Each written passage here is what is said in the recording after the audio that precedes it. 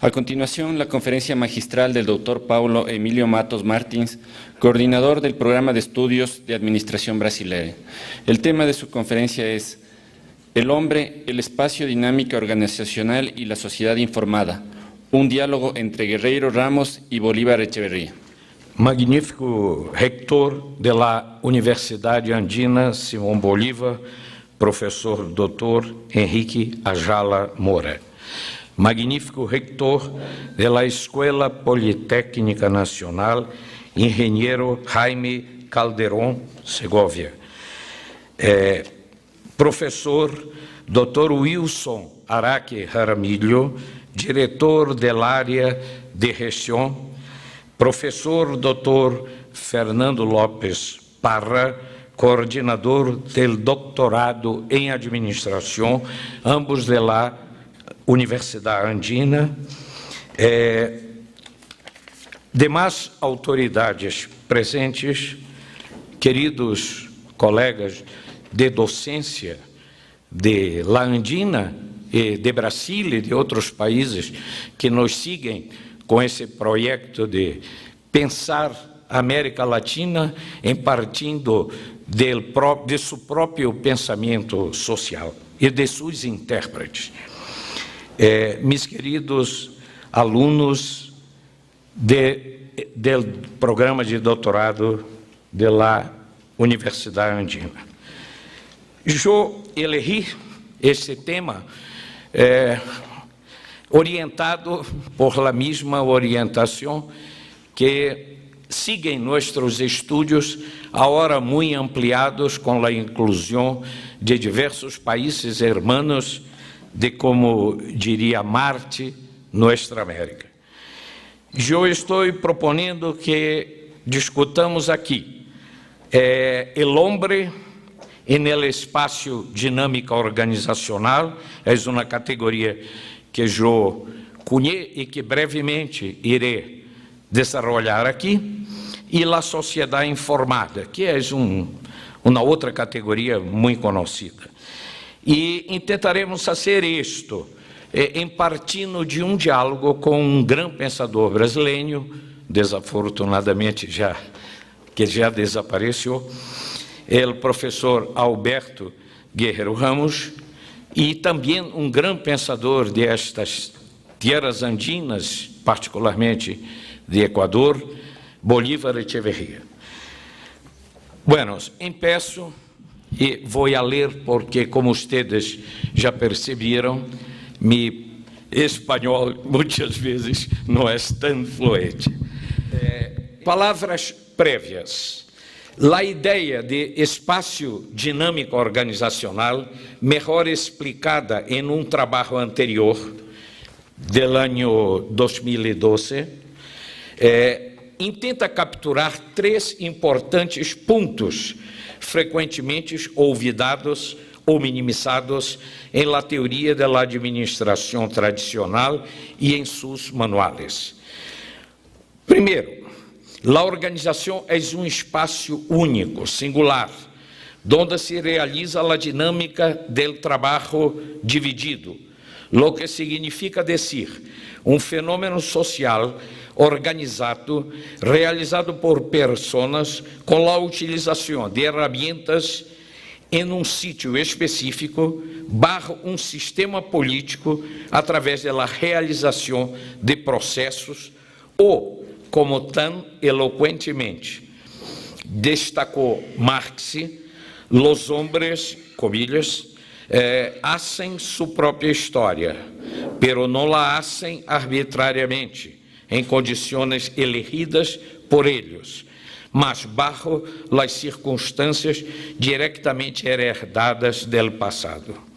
Em outras palavras, processos estes que, ao transformar o mundo material por la ação humana, transformam reciprocamente o próprio humano em uma conjuntura histórica dada. 2. De esta primeira condição, se pode inferir que este espaço é multidimensional, tiene por lo menos 6 dimensões: la humana, la política, la lógica processual, la simbólica, la física, la temporal ou la histórica. 3. Estas dimensões, em ação sinérgica, definem este espaço e sua dinâmica, lo estruturam e também, reciprocamente, são por elas estruturados e ganham significado. De aí a palavra composta, espaço dinâmico, para definir este objeto de estudo. Esta figura, em uma breve ilustração, descreve a ideia de espaço dinâmica organizacional com que venho fazendo meus estudos de administração. Ou seja, é impossível, não impossível, pero não é prudente, maduro, uma análise desse espaço de sua dinâmica sem uma perspectiva histórica, que é mais ou menos o que está apresentado aí. E nesse trabalho, aunque reconozcamos que a epistemologia que lo orienta é holística, ou seja, habla de totalidades, e assim mira seu objeto de estudo como um universo que se hace dinamicamente em la sinergia de suas dimensões, centraremos nossa mirada em la dimensão humana, obviamente em sinergia com as demais. Como a ideia de sociedade informada de Lane e outros autores é antiga e muito conhecida, será recordada a lo largo deste texto. Empecemos o diálogo proposto entre esses 12 importantes pensadores latino-americanos, utilizando a análise de discursos e suas intertextualidades. 2. Aparição del Homo econômicos. Desde o abandono progressivo de las razões morais e políticas, dimensões centrais de las cosmogonias de los períodos helenístico e romano de la antiguidade clássica e la sagrada de toda a Idade Média, hasta el advenimento de las sociedades mercantil e capitalistas centradas em la dimensão econômica, las ideias de moralidade, subordinação de los interesses individuais com o interesse público e de la responsabilidade de nossas ações ante a transcendência han sido substituídos por uma única dimensão da vida social, a economia. Este ato daria lugar ao surgimento da figura del Homo econômicos como modelo paradigmático del ser humano de la contemporaneidade. A teoria administrativa e a análise sobre o fenômeno social que eu denomino espaço dinâmica organizacional e que tem como dinâmica central o trabalho corporativo, desde seus primeiros tratados teóricos, com Taylor, 1911, Fayol, 1916, Mayo, 1927, etc., desenvolve a reflexão sobre este locus com o foco central em la dimensão econômica del mismo, propagando assim por todo o planeta uma visão funcionalista única e hegemônica de ser também el Homo econômicos. O pensador brasileiro Alberto Guerreiro Ramos, 1915-1982, patrono de nosso núcleo de estudos de administração brasileiro, o Abras, autor de uma reflexão ampla e fecunda sobre o fenômeno organizativo, em seu artículo The Parenthetical Man, An Anthropological Approach to Organization Design, publicado originalmente no documento de trabalho apresentado ao Annual Meeting of American Association for Public Administration em Los Angeles, em 1971, mais tarde traduzido ao português por Tânia Fischer e Mafalda Schmidt, e publicado em la Revista de Administração Pública da Escola Brasileira de Administração Pública da Fundação Getúlio Vargas,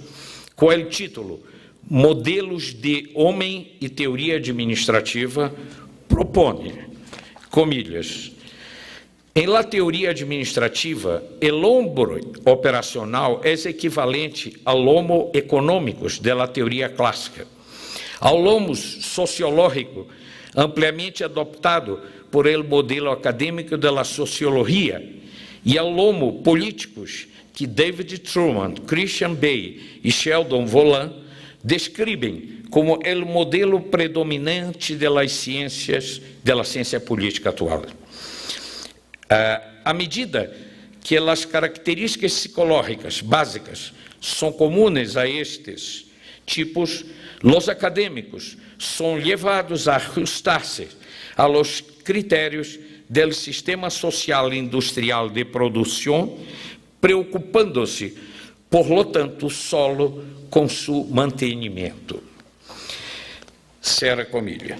Em sua reflexão, Ramos, que também nos legou sua redução sociológica, né, de 1958, e The New Science of Organization, a Reconceptualization of the Wealth of Nation, la nueva ciência de la organização, uma reconceptualização da riqueza das nações em 1981, esta última síntese de seu aporte teórico a los estudos organizacionais e seu trabalho terminal, entre tantos outros de igual importância, ao redor de 137, segundo uma encuesta de colega, o professor Costa, de 1982, define o homem operacional como sendo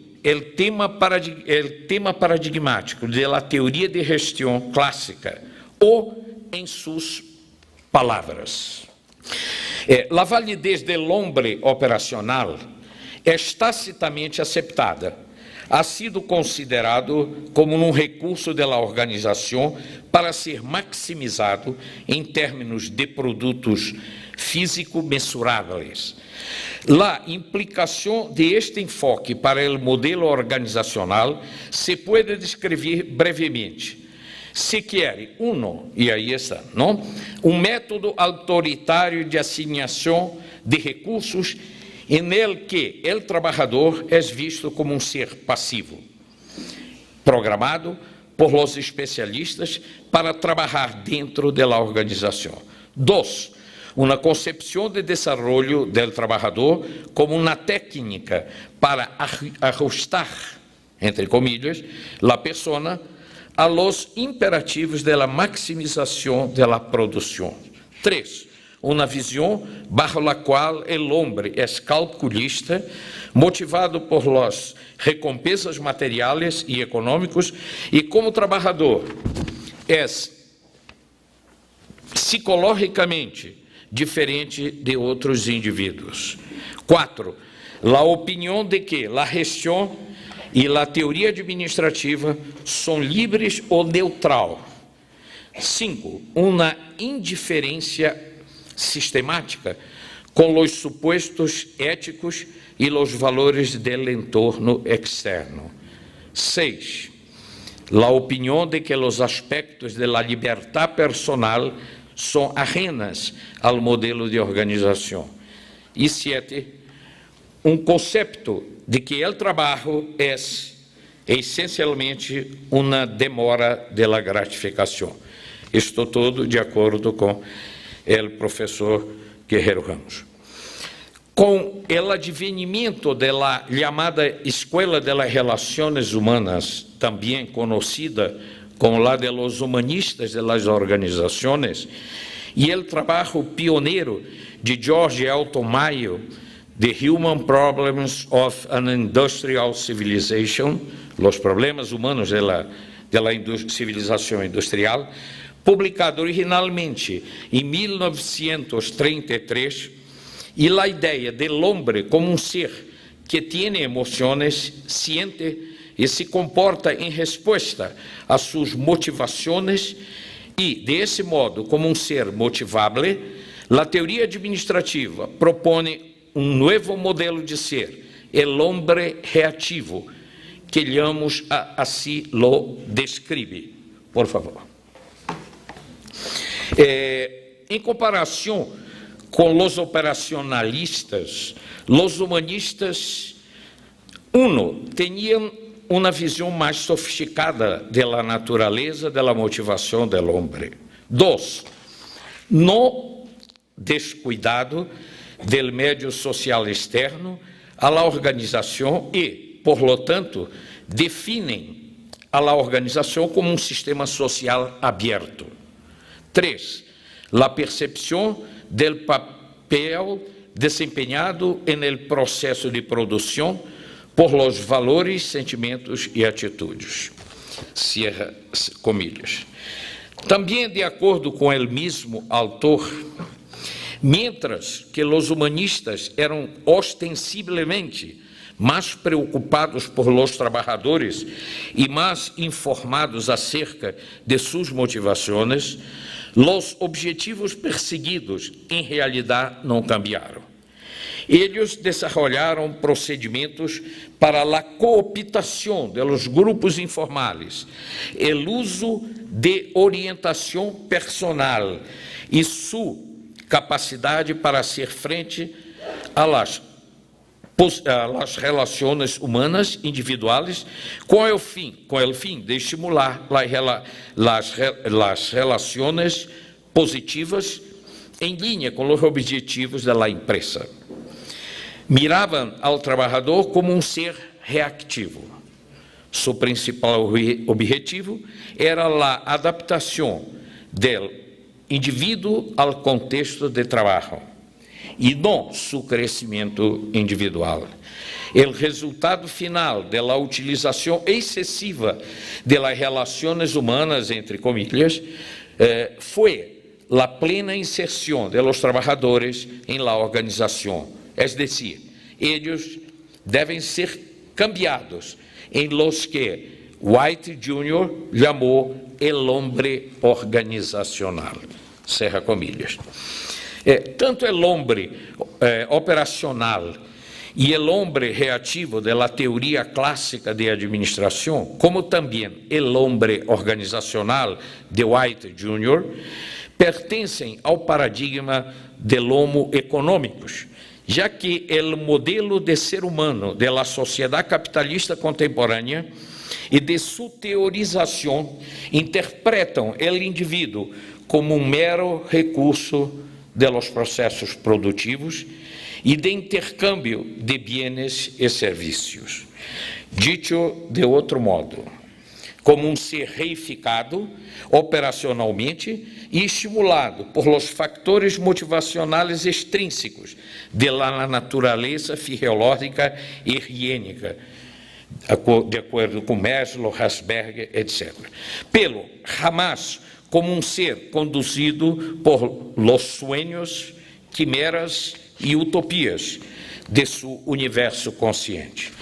Assim, o homem organizacional de White Jr., como lo de la teoria de las organizações clássica, estudia um homem unidimensional, incompleto, mutilado e servil, el homem em pedaços, como eu lo denomino em um trabalho anterior. Para Ramos, este modelo de homem que guia o desenvolvimento do capitalismo industrial de los últimos ciclos se está agotando com as radicais transformações do mundo contemporâneo e suas necessidades cambiantes. Aunque aquele importante teórico crítico de los estudios organizacionales haya desaparecido a princípios de los años 80 del siglo pasado, es decir, en los albores de los grandes cambios sociales que las nuevas tecnologías de la información y sus aparatos microelectrónicos imponen a una nueva sociedad planetária e de redes, sua visão do futuro lo levou a teorizar e predecir com grande exatitude uma sociedade muito mais complexa, donde las palavras de Castel, 1999, comillas, el nivel más profundo de las bases materiales de la sociedad, el espacio y el tiempo, se está transformando, organizado por espaços de flujo e tempo atemporal. Ou, como visualizou Milton Santos, o novo ordem global busca imponer em todas partes uma sola racionalidade. Ou aún, comillas, a revolução eletrônica proporciona mais força a las grandes feudalidades tecno-industriales, lo que permite o contato instantâneo entre todos os sítios planetários, em la leitura também crítica de George Cornyn. La trama deste novo tecido social, que Harman e Horman, 1992, imaginam demandar também novas formas de organização social, novas modalidades de relacionamento social e novo ser humano, e nelas análises de Ramos, eis assim visto, abre comillas, não? Agora, o processo vuelve mais atenção à estrutura que às tarefas e rotinas, às estratégias ad hoc que a los princípios e os requisitos, assim como a lo que se ha chamado as organizações cambiantes, organizações não hierárquicas e as organizações participativas. O meio ambiente é mais que nunca a preocupação principal que, em certa medida, é responsável pela influência atual de enfoques sistêmicos. Por outra parte, a liberdade e a autorrealização se han convertido em temas proeminentes em los livros e em las aulas. E continua o mesmo autor. Estes são progressos consideráveis, pero periféricos, em la mejor de las hipóteses. Sin embargo, a teoria e as práticas administrativas atuais não são adequadas às necessidades do presente. Conceitos de câmbio organizacional, por exemplo, se formulam em términos reactivos, é decir, testados enquanto a sua capacidade para responder de maneira crítica às flutuações de seus entornos e sem assumir a responsabilidade de los estándares de qualidade e las prioridades de los insumos e produtos de este mesmo entorno. Tal teoria reactiva parece estar basada em uma visão ingênua da natureza de los insumos e produtos. Considera que os insumos se compõem de pessoas, materiais e energia, e perdem de vista os fatores éticos e valorativos do ambiente, cuja reciprocidade e cuja legitimidade são ignoradas sistematicamente. O meio ambiente se acepta como é, e sua estrutura episódica, vergonzosa, se convierte em estándar normativo indiscutível, a lo qual se ajustam os chamados cambios organizacionais. Estes são realmente as organizações adaptáveis, mientras que as organizações que cambiam são as que têm a capacidade de influir e dar forma ao meio ambiente de acordo com critérios não necessariamente estabelecidos. Em outras palavras, a direção de las microorganizações deveria ser visto como parte de uma estratégia general ajustada a la administración de toda la sociedad.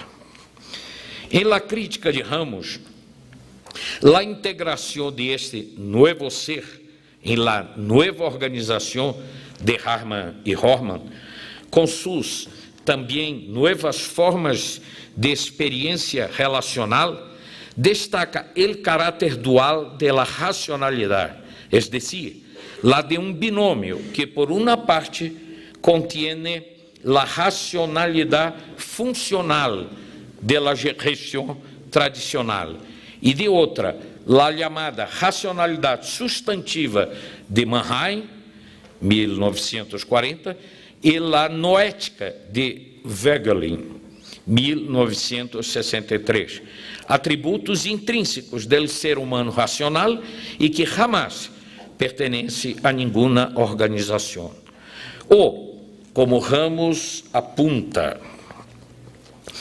la racionalidad noética no es necesariamente relacionada con la coordinación de los medios y los fines, desde el punto de vista de la eficiencia.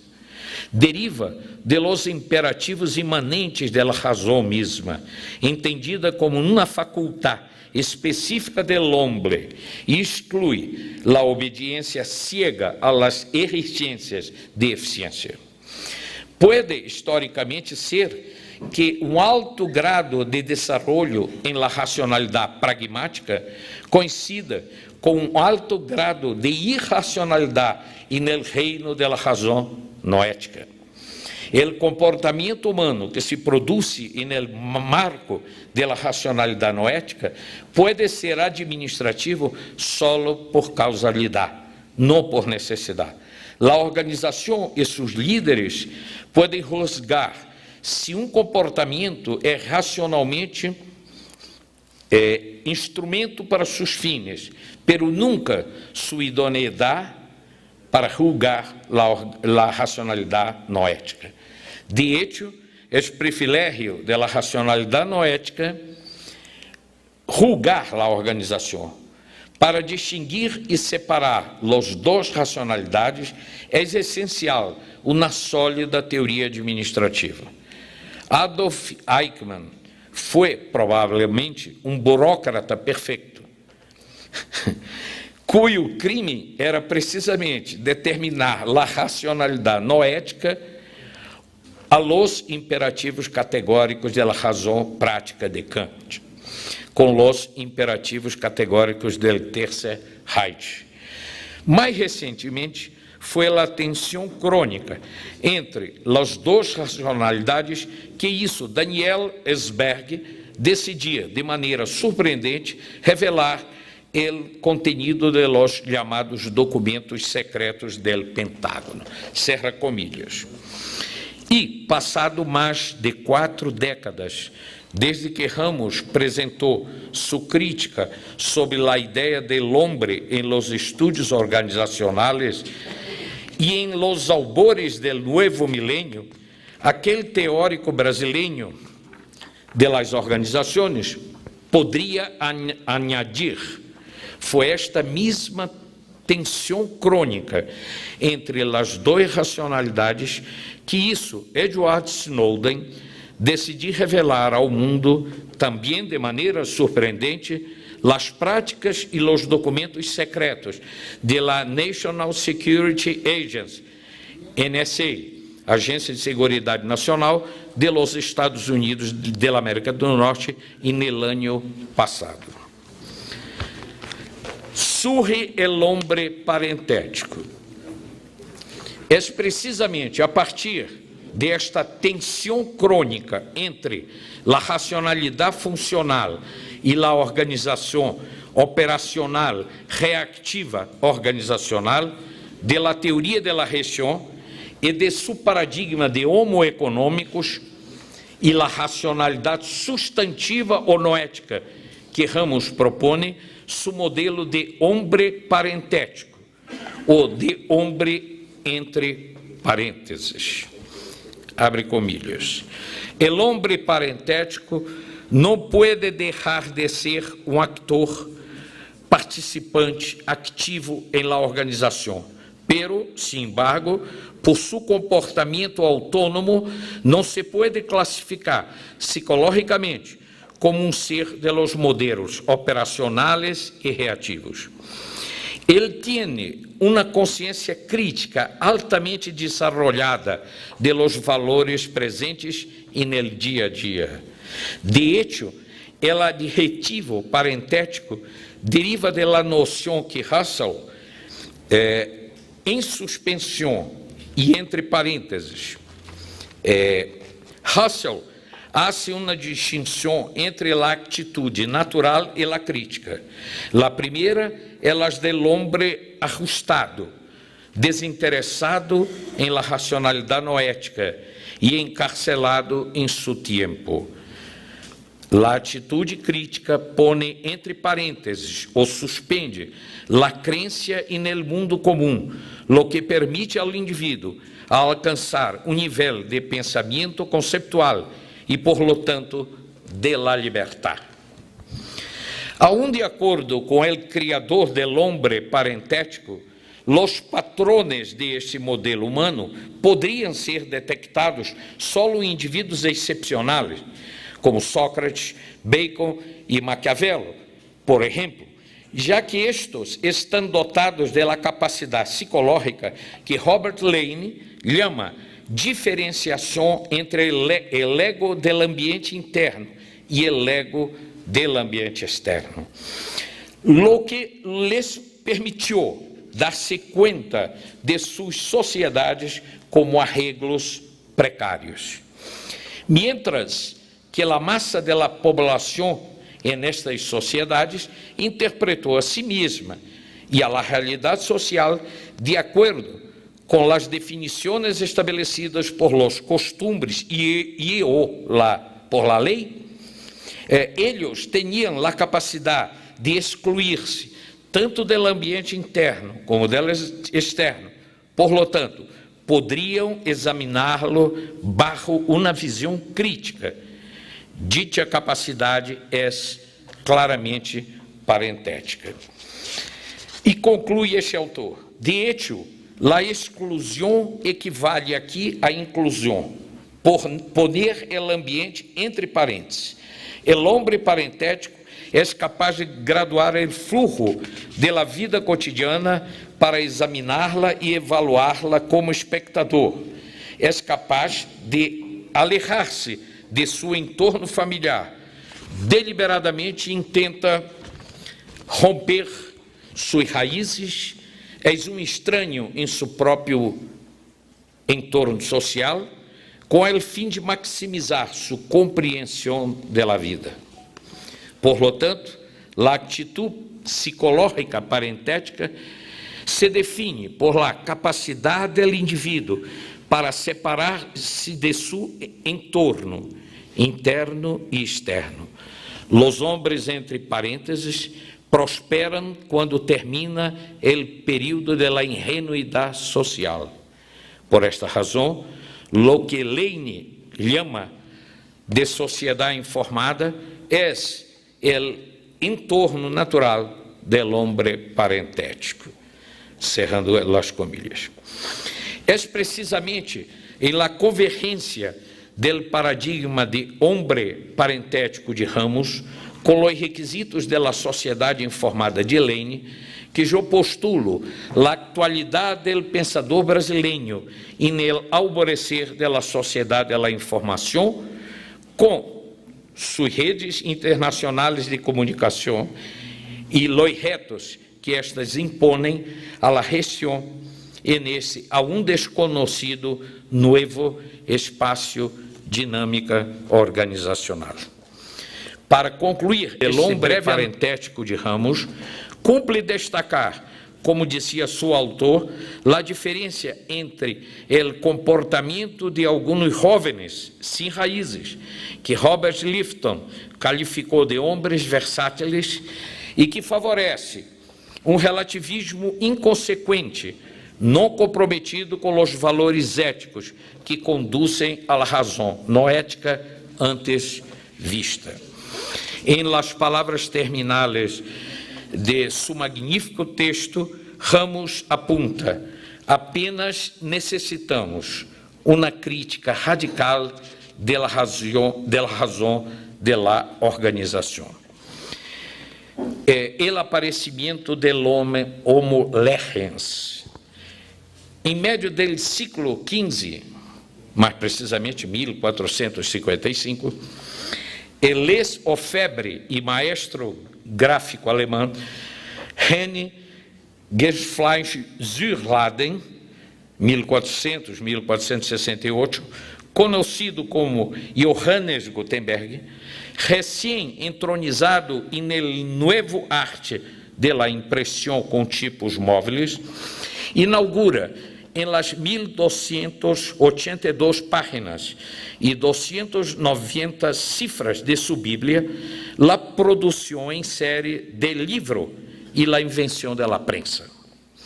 Las profundas transformações sociais de esses eventos atuariam como palancas do espírito do capitalismo que o pensamento luterano reformado inaugura em 1517.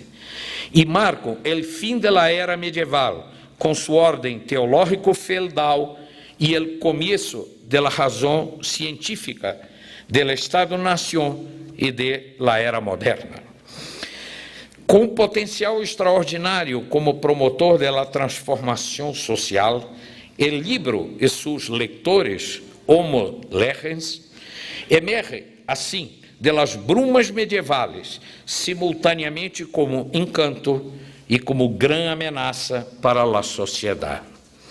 Em sua novela Notre-Dame de Paris, 1831, Victor Hugo, quase 4 séculos depois da aparição da Bíblia de Gutenberg, narra uma escena em que o arcediano Claude Frollo, com uma mão em um livro e o outro apontando hacia a imponente Catedral de Paris, habla: "Ceci tuera cela." Isto vai acabar com ela, a catedral, não? Com igual sentido, Hugo proclama: a invenção da prensa é o acontecimento mais grande da história, é a revolução madre, é o completo e definitivo cambio de la piel de la serpiente del mal que desde Adão é a inteligência.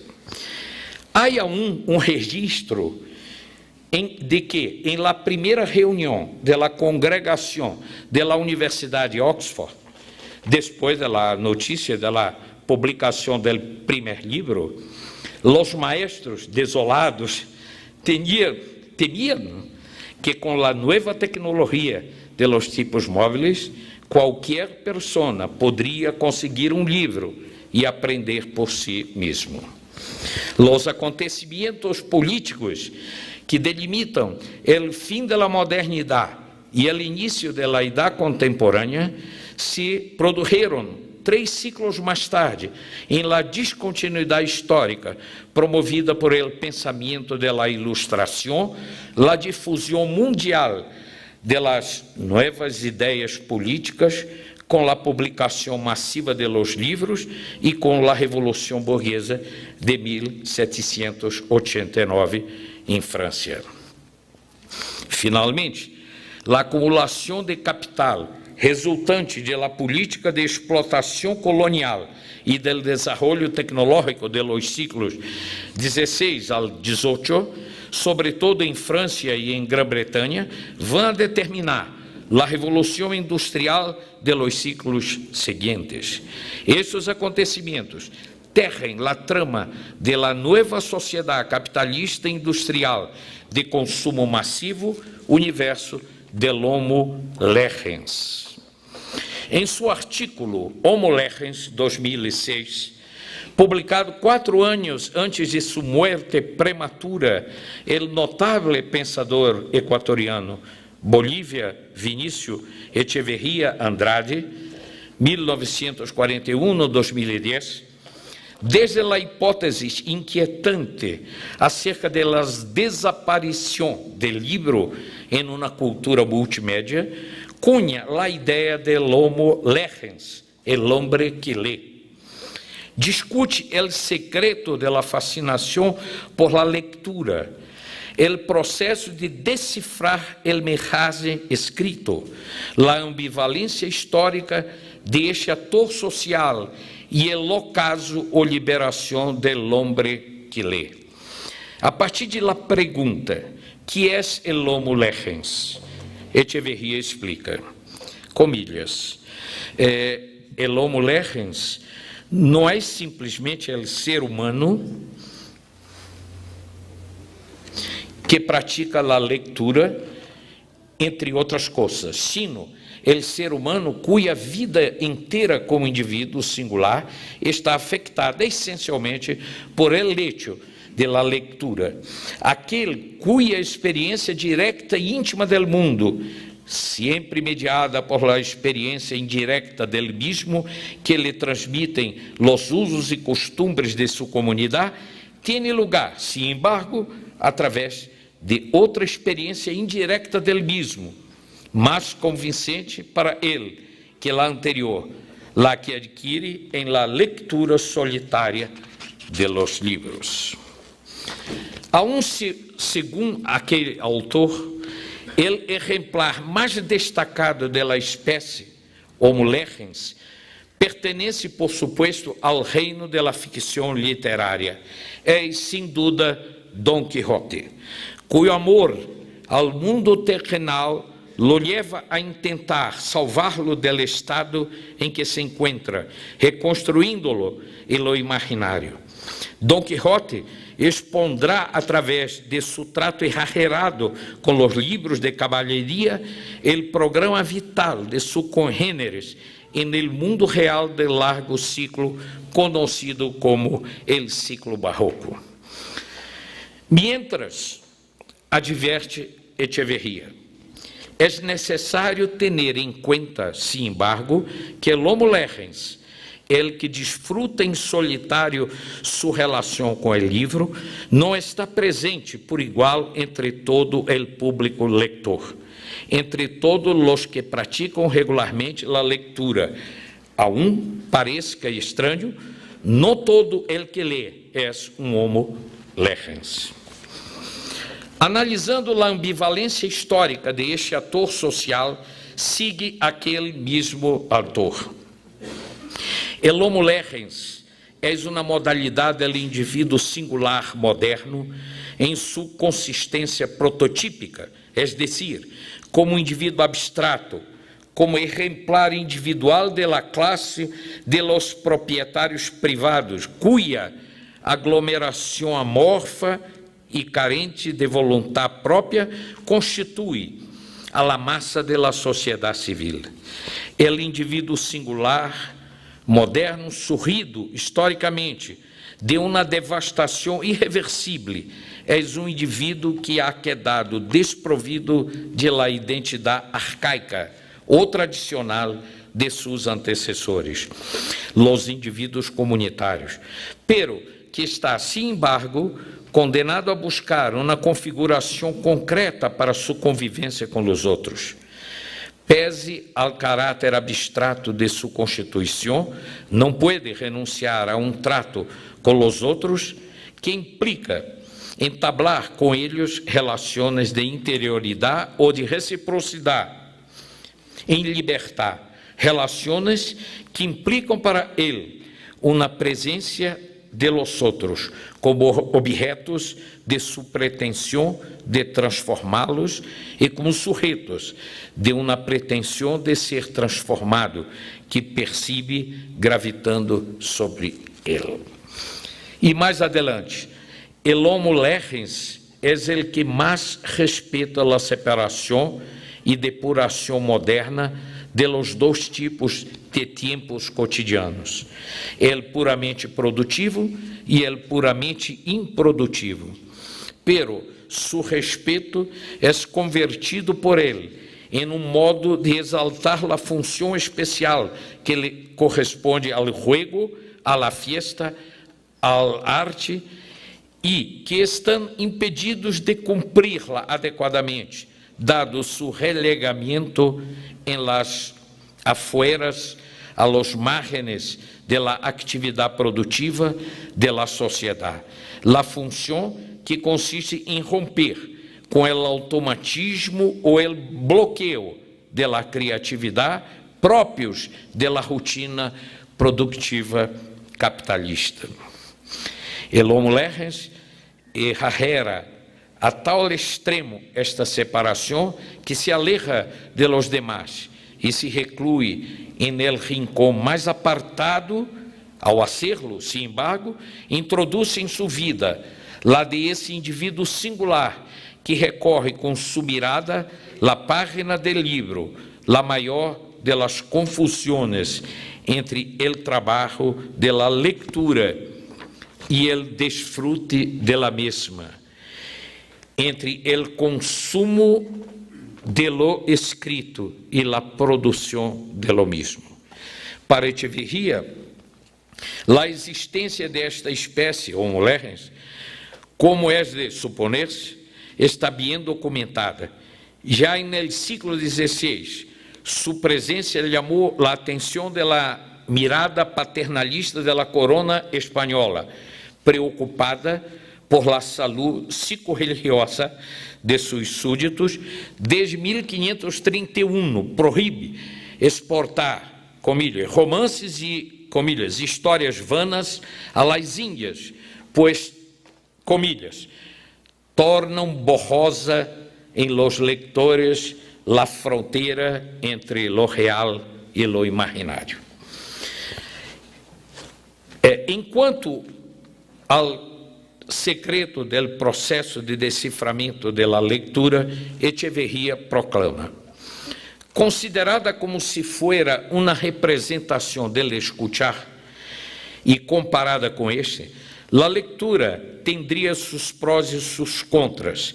Seria mais efetiva, pero também mais por lado, permite ao leitor-receptor perfeccionar o procedimento para decifrar o mensagem composto por el autor-emissor, porquanto lhe dá a oportunidade de administrar a chegada dele mesmo. O leitor pode interromper sua leitura e recomeçá-la à vontade.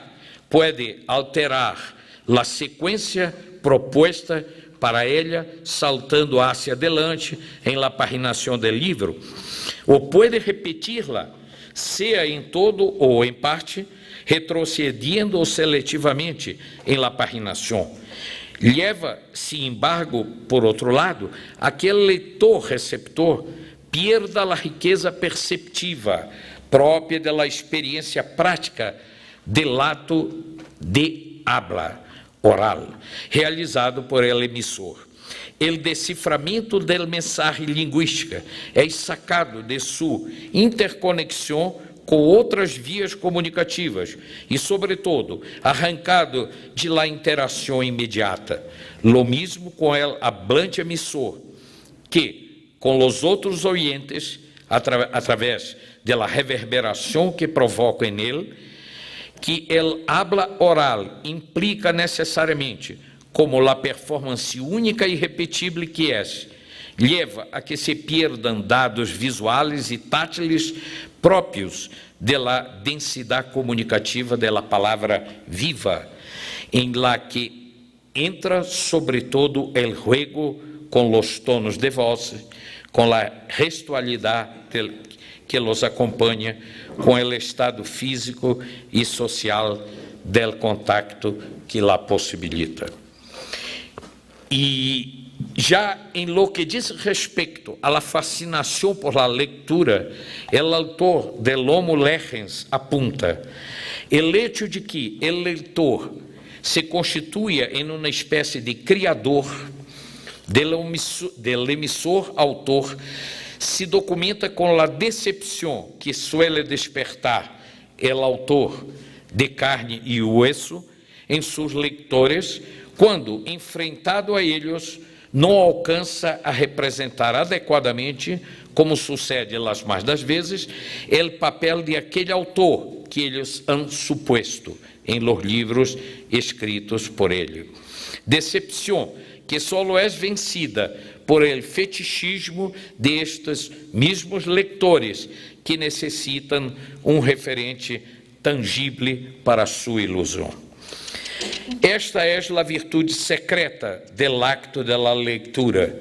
Por ello, é perfeitamente compreensível não só a fascinação incomparável que ele despierta, como sino o hecho de que em torno de ele haya aparecido em la modernidade toda uma espécie de ser, el homo legens.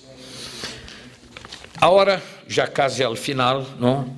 A quinta parte de esta ponência, eu la intitulo El Homo Legens de Echeverría, perguntando: ¿es el hombre parentético de Ramos? Bueno, resumidamente, podemos definir el hombre parentético como sendo aquele que tem uma consciência crítica altamente desarrollada de los aspectos importantes de la cotidianidade. Apresenta aptitudes para equilibrar seu ritmo de vida e poder examiná-la como se fora um espectador, graças a uma visão de las partes e del todo, la percepção holística.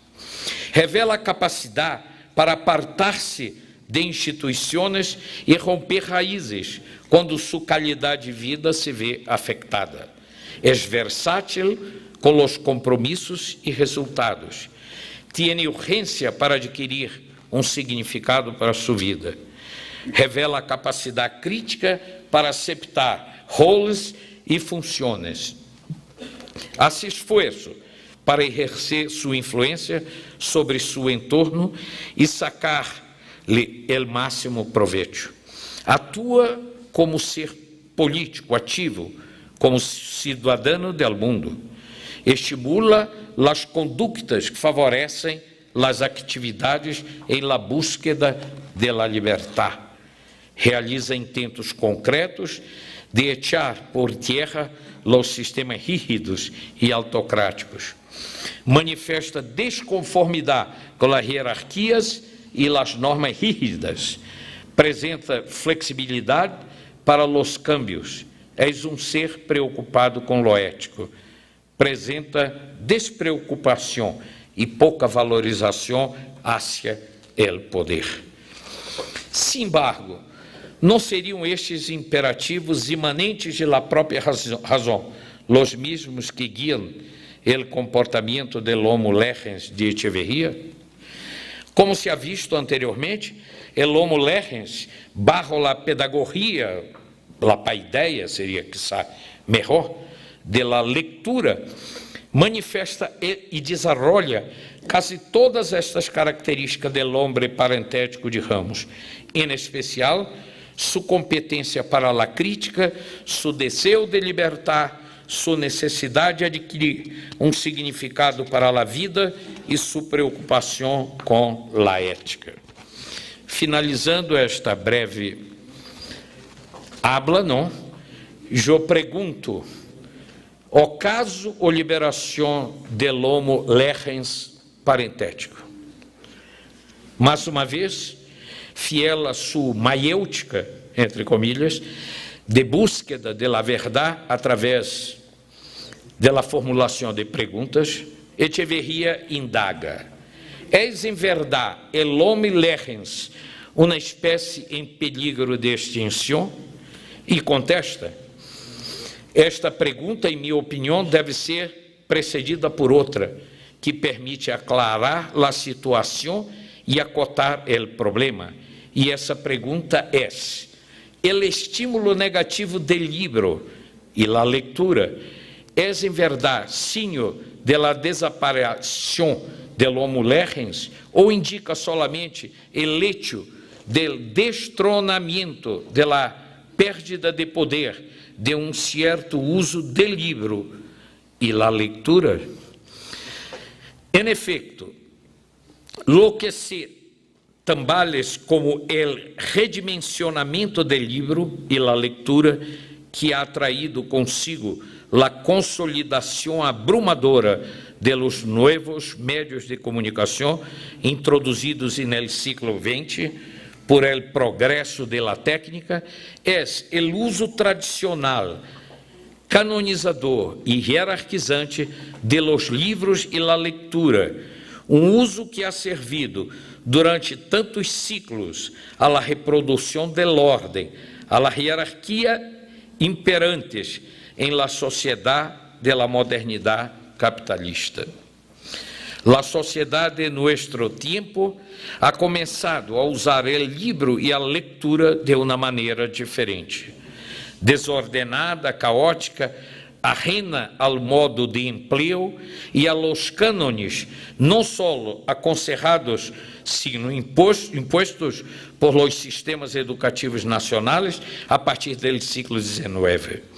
Este fenômeno ambivalente em si mesmo, que bien pode acelerar o hundimento de la barbárie, pero que igualmente pode prometer uma releitura criativa e democrática de la herência cultural, é o que os alarmistas apresentam como muestra de la decadência de esse tipo especial de ser humano que é el hombre que lê. El homo legens não é espécie em extinção, ni lo será por buen tempo. Cerrando este breve análise, se queda a questão. A hipótese del provável ocaso del homo legens, que inspirou o artículo de Echeverría, aqui analisado, em contraponto com o hombre parentético de Guerreiro Ramos, significaria também a morte del homo legens parentético de este ensaio? Não lo creio. Primeiro, porque também, como Echeverría, não creio em la muerte del livro. De la mesma maneira como não morreu el teatro e la ópera com el surgimento del cine, como não desapareceu la radio com el adviento de la televisão, e como la llegada de las redes virtuales não está a morrer la televisão. Conhecido como é que todas estas médias são diferentes linguagens para diferentes usos. Segundo, porque, como acadêmico e educador, recepciono os avanços da tecnologia e sigo adelante, intentando contribuir para a formação de los homos legens parentéticos. E bajo esta crença, haciendo de la misma mi utopia e no processo cotidiano de mi própria construção ou reconstrução. Muitas graças.